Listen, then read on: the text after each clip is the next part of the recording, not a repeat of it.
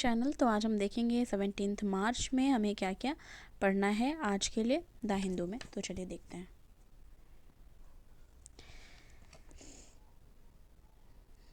इसमें हम ये देखेंगे, इसमें दिया हुआ है the US should find stability in ties with Russia to help in end of Ukraine war। तो वो यूक्रेन वॉर से रिलेटेड जो भी है रशिया और उसके बारे में यहाँ पे बात हुई है, जो कि हम हमेशा पढ़ते रहते हैं। नेक्स्ट हम देखेंगे are educated women likely to marry later. तो ये एक ओपिनियन है, तो इसलिए हमको नहीं देखना है, क्योंकि इट्स जस्ट एन ओपिनियन। दो लोग हैं, उनकी ये ओपिनियन बेस्ड है पूरी चीज़ें। तो टेक्स्ट एंड कॉन्टेक्स्ट वाले पे एक आया हुआ है और the all powerful Sri Lankan presidency. इससे रिलेटेड हम देखेंगे कि समरी में क्या दिया है। इसमें है for the first time of its independence in 1948 Sri Lanka was a parliamentary democracy. तो हमें ये जानना है कि जो श्रीलंका है वो क्या है, एक पार्लियामेंट्री डेमोक्रेसी है। It adopted a Republican constitution in 1972 और उसने अपना कॉन्स्टिट्यूशन रिपब्लिकन कॉन्स्टिट्यूशन जो है वो अडॉप्ट किया था 1972 में।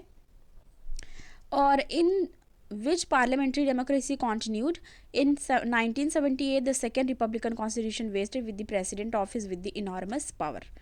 ठीक है, अब इसमें देखो since then Sri Lanka has been half of dozen other presidents elected to the office with almost all of them promising to abolish executive presidency once elected. तो हमेशा प्रॉमिस करते थे जो लोग भी, जिनका जैसे मैनिफेस्टो निकलता है, जैसे बताते हैं कि अगर हम जीत जाएंगे तो ये करेंगे, तो वो हमेशा प्रॉमिस करते थे। ऑलमोस्ट ऑल ऑफ देम, मतलब लगभग सारे के सारे ये प्रॉमिस करते थे कि वो जीत जाएंगे तो अबॉलिश कर देंगे एग्जीक्यूटिव प्रेसिडेंसी, ठीक है, जीतने के बाद। पर वो ऐसा करते नहीं थे। As of today, the president can still hold any number of minister portfolios. The president still has to the power to determine the number of minister and minister as well as assign subject and function to the ministries। तो मतलब just for the knowledge ये है, इसमें से बस एक चीज़ आपको याद रखनी है कि श्रीलंका ने पार्लियामेंट्री डेमोक्रेसी कब देखो, from the time of its independence 1948 से श्रीलंका क्या है, एक पार्लियामेंट्री डेमोक्रेसी है। इसके लिए इसको जानना था, ठीक है। तो यहाँ पे इसके बारे में बात की गई है। नेक्स्ट हम देखेंगे, नेक्स्ट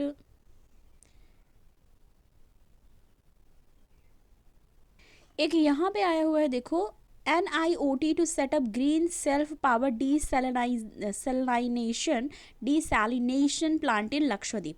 तो desalination plant कहाँ पे सेटअप हुआ है, टू सेटअप मतलब किया जाएगा लक्षद्वीप में। इसके बारे में हम थोड़ी चीज़ें पढ़ेंगे। यहाँ पे हम LTTD के बारे में थोड़ा जानेंगे। तो यहाँ क्या बात की जा रही है, stepping up from its on going initiative of providing portable water. क्या प्रोवाइड करना है, portable water, portable water on 6 island of Lakshadweep using low temperature thermal desalination। मतलब इसका फुल फॉर्म बताया जा रहा है LTTD का। तो LTTD टेक्नोलॉजी यूज़ करके ये एक स्टेप लिया गया है कि प्रोवाइड कराया जाएगा पोर्टेबल वाटर, ठीक है, 6 आइलैंड जो है कहाँ पे, on the 6 island of Lakshadweep.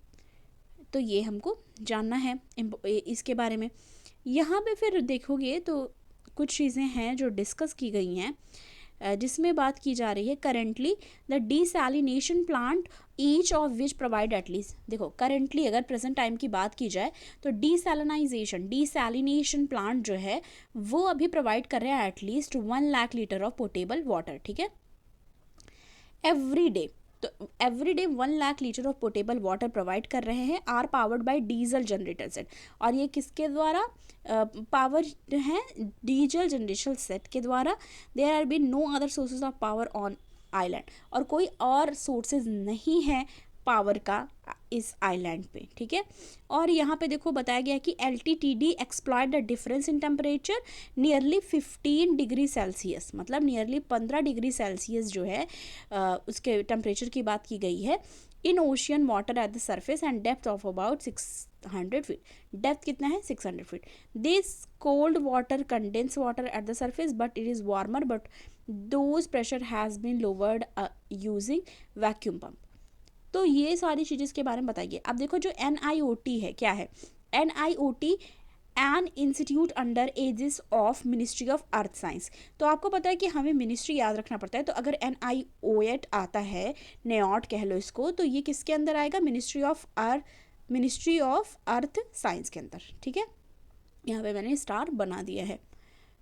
तो इसके बारे में चीज़ें बताई गई हैं।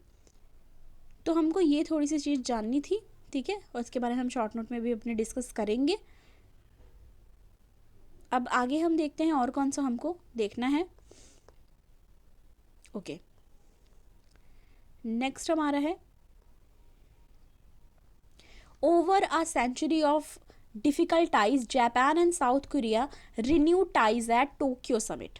तो यहाँ पे क्या कहा जा रहा है कि overcoming a century of difficult ties, मतलब पहले डिफिकल्टीज जो भी चीज़ें रहीं, उसके बाद जापान और साउथ कोरिया ने रिन्यू किया है अपनी जो टाइज है टोक्यो समिट में। ठीक है, Japan and South Korea renew ties at Tokyo summit. अब देखो इसके बारे में थोड़ी चीज़ें जानेंगे। Japan and South Korea agree to resume, वो रिज्यूम करने वाले हैं regular visit between their leaders. ठीक है, regular visit between their leader and take a step to resolve a trade dispute. जो भी ट्रेड डिस्प्यूट थे उनके बीच में वो उसको रिजॉल्व करेंगे। ठीक है, और during a highly anticipated summit in Tokyo on Thursday. Okay, अब देखो इसमें कहा जा रहा है कि देखो यहाँ पे in what Japan prime minister जो हैं called a big step to rebuild the two nation security and economic ties as they try to overcome a century at difficult history. मतलब उनकी जो डिफिकल्ट हिस्ट्री रही है तो उन्होंने बोला कि उसको रिजॉल्व करने के लिए एक तरीके से ये बहुत बड़ा स्टेप होगा, बिग स्टेप होगा। The summit could revise the strategic map of Northeast Asia. The two US allies who have long often been at odds even their history, seeking to form a united front driven by shared concern about restive North Korea and more powerful China. तो मतलब एक तरीके से जो भी इनको चीज़ें भी रहती हैं, एक डिफ़िकल्टीज भी फेस करनी पड़ती है साउथ कोरिया को भी नॉर्थ कोरिया से, और ये सारी चीज़ें, और काउंटर करना चाइना को, तो ये सारी चीज़ें भी इसमें हैं। अब यहाँ पे कुछ चीज़ें हैं जो हमको ये जाननी है।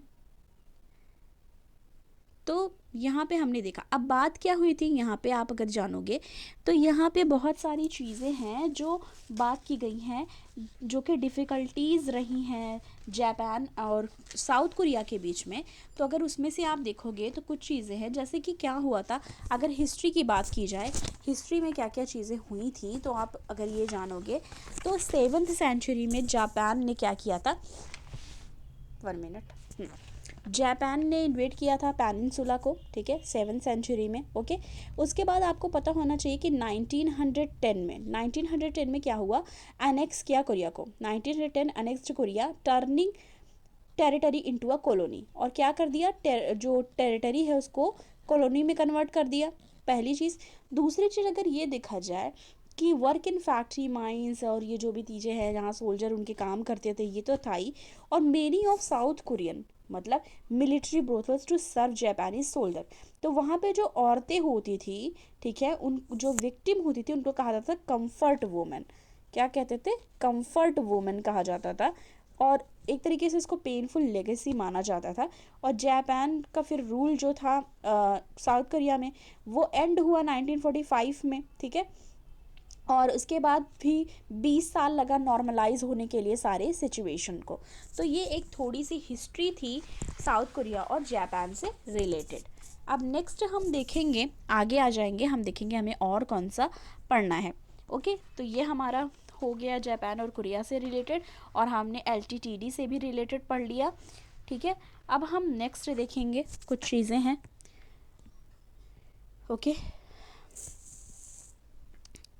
देखेंगे आगे।